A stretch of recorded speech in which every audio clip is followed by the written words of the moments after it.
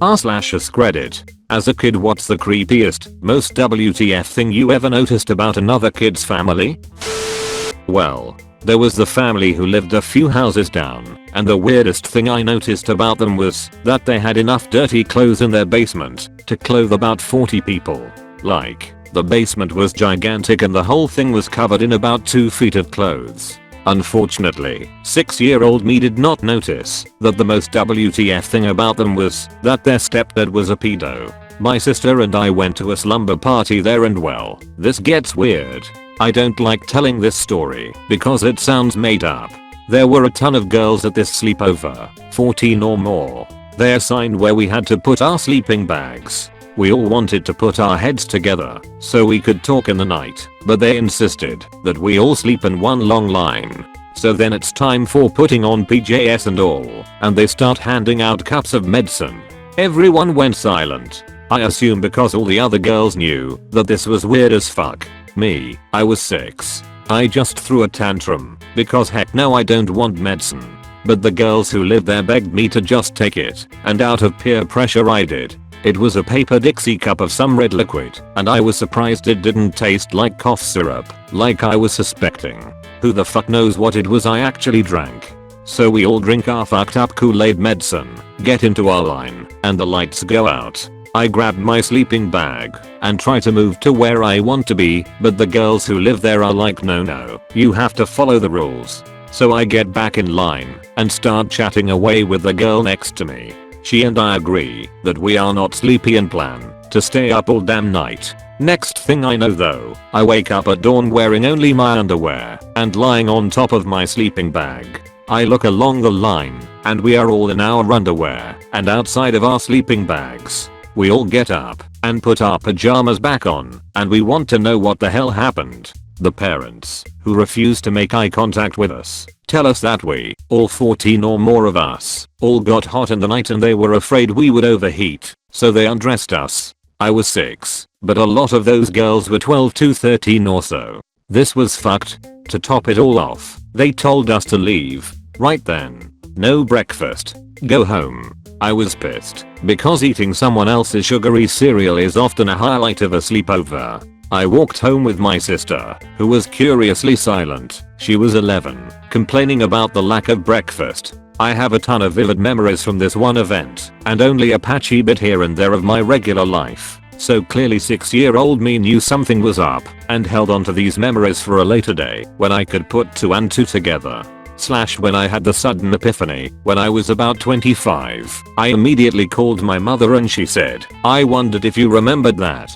You should call your sister. I told her not to talk with you about it in case you had forgotten. Oh, and they moved shortly after that. Like, less than a month later. I once had a kid at school who was extremely skinny, even emaciated looking, but a genuinely nice guy and someone who I considered a friend. One day I got to visit his home. He asks me to take my shoes off before I walk into the front door and leave them on the porch. I thought nothing of it and walked inside. The place was spotless, but almost in a way that seemed like it was unnatural for a place where living beings existed. There was almost no furniture, so that helped with the clean look, but what was most shocking was the lack of anything inside of this place. His house was decently sized, he wore nice clothes, the parents drove nice cars, etc. The problem wasn't with paying for anything, but the mom's legitimate OCD condition, which led her to fear germs and general uncleanliness to an, ironically, unhealthy degree. The problem was, besides the abysmally boring lifestyle, the level of cleanliness that the kids were forced to, like never being allowed to play outside and similarly germy actions, caused these kids to have horrible immune systems, and they would get sick very often. Frankly, I'm surprised they weren't homeschooled. Their fridge contained only jugs of filtered water, apples, and celery. His room had just a bed and a small desk, with nothing on it, leading me to assume that all of his belongings fit neatly into his backpack. I had then thought that they were moving, either in or out, of this house, but I later ended up learning that he lived there for several years before, and after the day I visited. His parents ended up getting split up after a few years because of his dad being no longer able to put up with the mom's condition, and the friend started to lead a normal healthier life from then on. Edit. Someone asked through a PM, but I feel like I should add this on here. I have no idea what ended up happening with the mom. As far as I know, the family cut ties with her after the divorce was finalized. Seeing as she had a medical condition, I have no ill will towards her, but I do hope that she didn't end up trapping another innocent family into her psychopathic tendencies. I grew up in the sticks, and one of the new friends I had made in 6th grade lived on a farm with his family. He invited me over one day to hang out, and I still to this day never forgot my experience. First he takes me out on his ATV. We drive through insane amounts of mud and he nearly tips over the machine several times, but luckily we came out unscathed. Next he takes me to his dad's butcher shop where dead pig, half gutted, is hanging from the ceiling and there are bloodied instruments all over the room, and he keeps egging me to take one and cut into the pig, which I refused. He then got annoyed because I wouldn't touch it and then proceeded to stab it with a butcher's knife. At this point I was pretty freaked out, but we were home by ourselves and I had no access to a phone to call my parents, so all I could do at this point was go with the flow. We then go over to his chicken cages and chickens look deformed and malnourished. At this point he tells me to wait and runs inside to grab 2 rolls of pennies.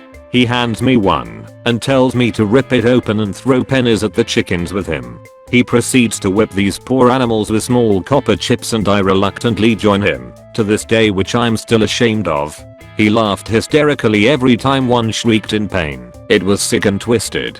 We then go inside and make something to eat, and while the food is cooking he says to me, "Wanna see my dad's gun case? It's in my parents' room and I know where the key is." I pleaded with him that we should not be going into his parents' room, but he left me no choice but to come with him. He then takes the key from the hiding place and proceeds to show off the guns to me, which I'll be honest about, I was slightly taken with.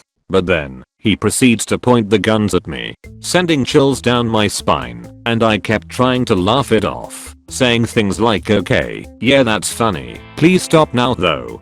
But he just kept waving the barrel in front of me and would look down the sight as he would point it at my head. His parents came home shortly after and we ate and left. Not before me witnessing his mother telling me that he couldn't have every single thing in the Sears catalog for his birthday, and him falling to floor and flailing around bawling, shouting and screaming that his mother was whore and he hated her. I never went back and I avoided him at school every single day until I graduated high school. We haven't spoken since. One time when I was about 7 or 8 I went to a birthday party for a girl I was sort of friends with at school. She was an Aboriginal girl, and I only say that because in the small town where I grew up there was a huge divide between the Aboriginal and white communities. The reservation was very poor, and sadly most of the Aboriginal kids that I knew came from fractured, struggling families and unstable home lives. I'm not sure if my mom thought about this at all when she dropped me off at what basically amounted to a stranger's house. I remember being uncomfortable that I was the only white person there and was younger than the other girls by at least a year. So I guess the game of choice at this party was put the white girl in the closet, because I remember that they turned off all the lights and put me in the tiny closet in her bedroom. I seem to recall they had glow-in-the-dark vampire teeth that they were wearing while they peeked in at me. Not too weird I guess, but I remember such a feeling of aloneness and fear. Another one. I went to my best friend's birthday party when I was probably about 10, and she told us that we were not allowed to look in one of the bedrooms downstairs. I asked her what was in there and she said pot, but I remember I thought she said dog and I was confused why their dog was being excluded from the party. When she explained to me that it was a grow room, I was terrified because I thought drugs were evil. I remember we were watching the first Shrek movie in the den downstairs and all I could think about was how bad her family was for having something like that in their house. Oh, and once I went to my other best friend's place and we were having ice cream out of one of those rectangular paper cartons. I remember being nonplussed because her mom's way of serving this ice cream was to open the box right up. So she had a giant cube of ice cream and then cut slabs off like she was carving a roast. Fucked up. I knew a kid at my elementary school.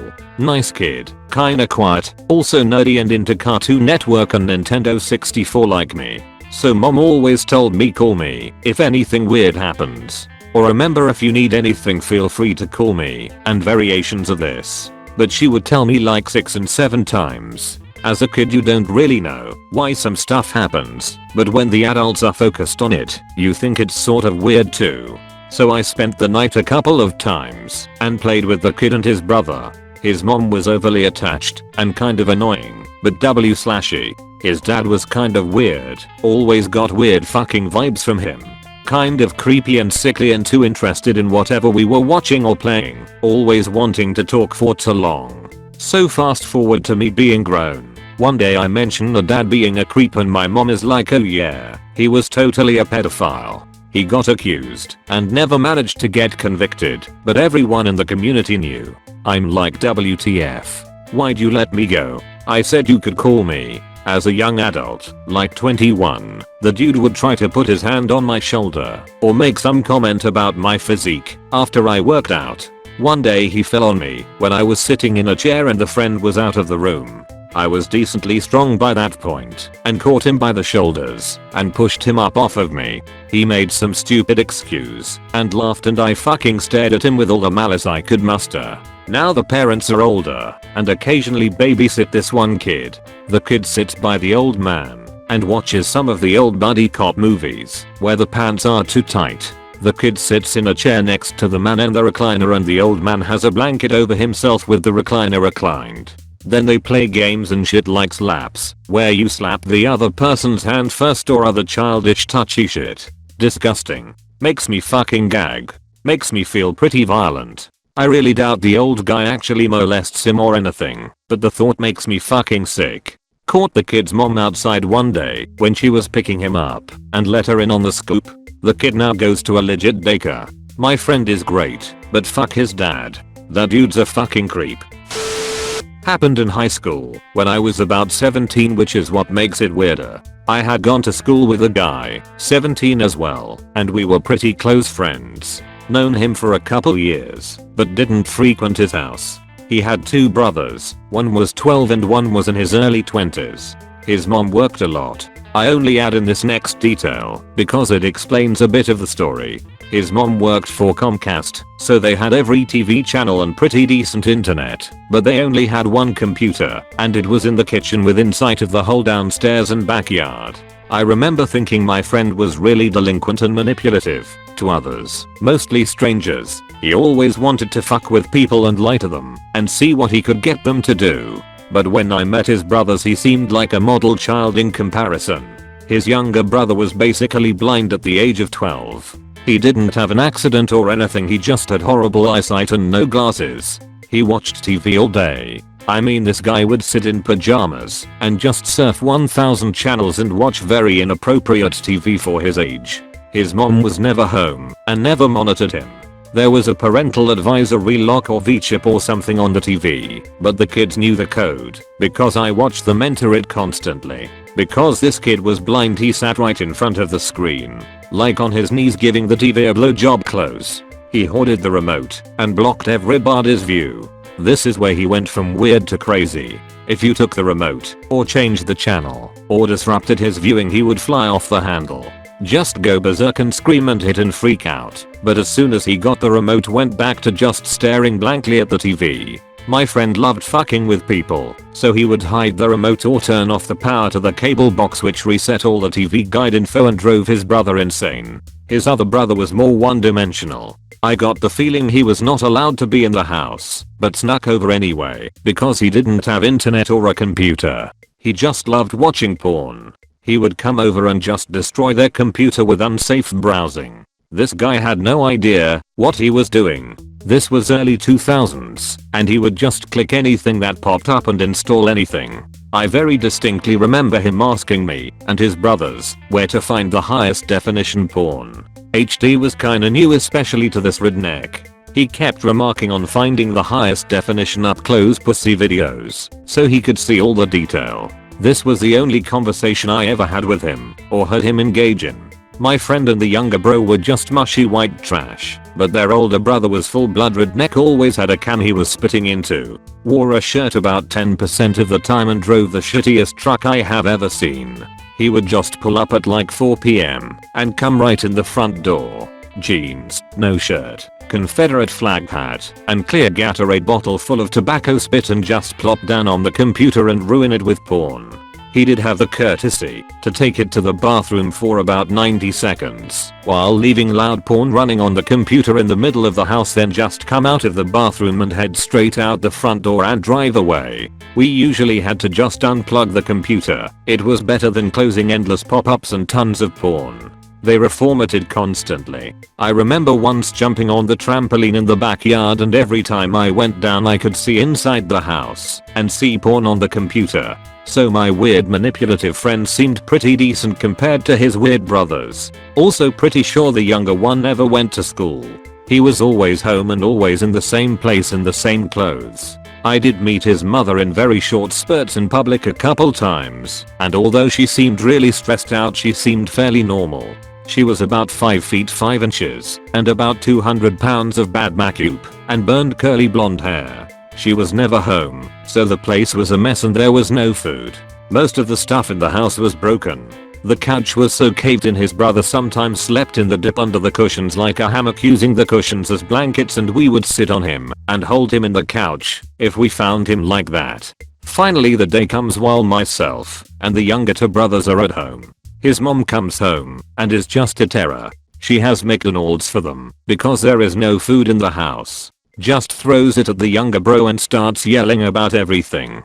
I'm sure her Comcast job was stressful, but she was wild. Just screaming about dishes and nobody cleaning. They have a bird in a cage in the kitchen and it wakes up from her yelling and just non-stop squawks, and she just goes to the cage and screams in its face. I'm pretending to watch TV through his brother's head while she is just taking out her frustration.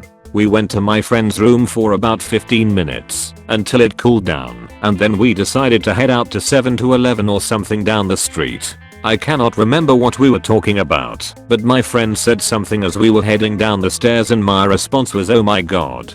She shot around the corner and blocked the bottom of the stairs while I was coming down them. So there I'm 6 feet 4 inches standing on the last step over this red-faced woman who has one hand on each banister holding me captive. We don't talk like that in this house. I'm so confused at this moment and just utter sorry, what?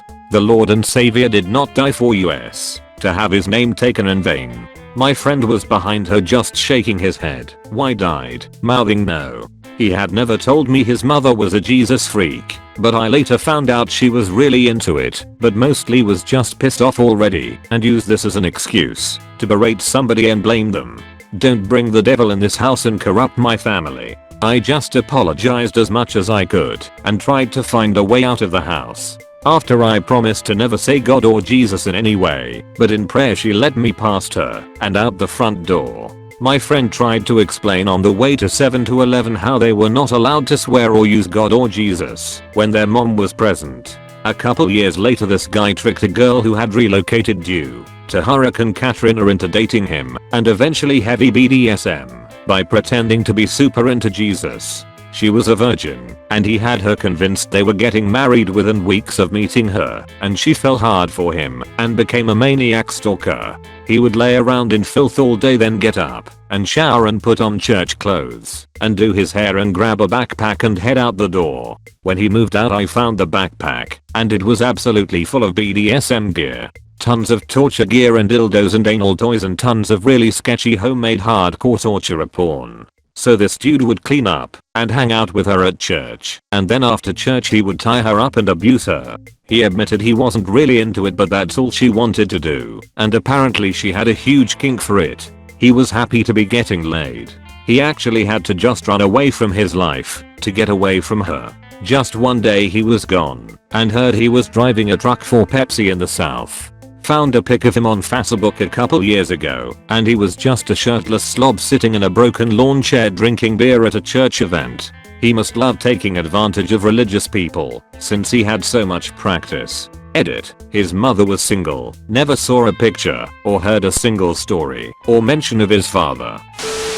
Oh man. This girl. I met her on my bus, just after moving to a different part of the state. She was the first person who was nice to me, so you know, I was happy to have a friend.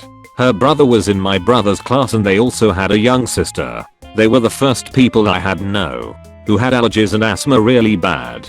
This is important later. So, they invited us for a sleepover. We get to their house. Oh my point god. Split level house with wall-to-wall junk everywhere. We'd call them hoarders now, but back then there was no name for it, and I was just stunned. The place smelled too, like old food, mold and unwashed animal. Guinea pig cage, of course. Fish tank that was as green as the Grindylow tank in Harry Potter. My mom is a crazy good cleaner. My dad gets pissed if our shoes aren't on the shoe mat by the door. I had no idea people lived like this. It actually scared me because it was so dirty and I was 8 and one of my first sleepovers outside of family. I had to move heaps of books off the couch to sit. Magazines, boxes of junk and toys. I went to put my stuff in Emily's room and very clearly remember asking where I would sleep. She had a tiny room with a bunk bed stacked with junk. It's hard to say how gross this place was. You felt like you couldn't eat or drink anything because all the plates and cups were dirty. The bathroom was almost untouchable, and neither parent seemed to care. She just shoved the junk off the top and said here. We had dinner, and you could tell that ordering Pizza Hut for us was a stretch for them, which also made me feel bad. We played for a bit, and then went to bed. My brother, who already had some OCD tendencies, was so upset he went home. My mom blamed him being too young. I stuck it out. We went to bed, and it was so hard to fall asleep because the sheets and pillow reeked. The room was so messy, like stuffed animals and debris were just hanging over me. Her little sister had to have a breathing treatment and both kids were sucking on inhalers all night. I went home, and my clothes smelled so bad I had to undress in the garage. And I felt so sad for my friend. So did my mom. There were no more sleepovers at Emily's, but my mom made sure she could sleep over at our house whenever. We stayed friends for a little while, but I outgrew the friendship. I think about her from time to time and hope she grew up to have an awesome job. She was super smart and a clean house. TL. Drive. Boy and dog carrier with crazy parents. This is easily the creepiest thing I can remember. I was waiting in a post office one day and this couple walks in with a dog carrier. This isn't that unusual in California, but the size of the damn thing was. It wasn't a tiny size one, but the size for a lab. Thinking okay that's weird, but maybe they don't want a dog to die in the car or anything. They get into line, and about 10 minutes pass. The woman just yells shut the fuck up. Now, everyone looks at her, then just goes back to waiting. 2 minutes later the man starts yelling as well, but at the dog. I can hear everyone just whispering about them being crazy or something. It gets quiet a little bit and everyone is waiting again. More people come in and are waiting behind the couple. I see and hear them kind of talking and whispering, but the couple can hear them. The couple starts yelling at the other people now. Fuck you. You don't know nothing. This starts to get very weird to me now, but my turn is next, so I stop caring. I get up to the counter and the woman says this is all your fault to the dog. Next I hear is I'm sorry mom. Time stopped. The whole post office stops. Everyone looks at the couple and sees this about 4-year-old in a fucking dog carrier. We never heard a sound. We never even saw him. All hell broke loose at that point. About 20 people are now around the couple yelling at them. Some even trying to get them out of the post office and the boy out of the dog carrier. People were calling the police and trying to get the post office workers to help. The yelling and cursing was getting louder and louder. The couple starts leaving and people chasing them out. I see the boy getting pulled out of the dog carrier and pushed into a car. They burn rubber out of the parking lot. I see about 3 cop cars circling and start chasing with full lights on them. They didn't look bad at all though. No bruises. He was wearing clothes and shoes. Maybe a diaper, but not too sure. The bad part to me was that the post office workers didn't get a shit. Didn't help anyone. The boy, the couple, or the other people. They just kept working, some without even looking up. Never did find out what happened to the boy and the couple though. Thank you so much for watching the whole video. Please leave a like and subscribe.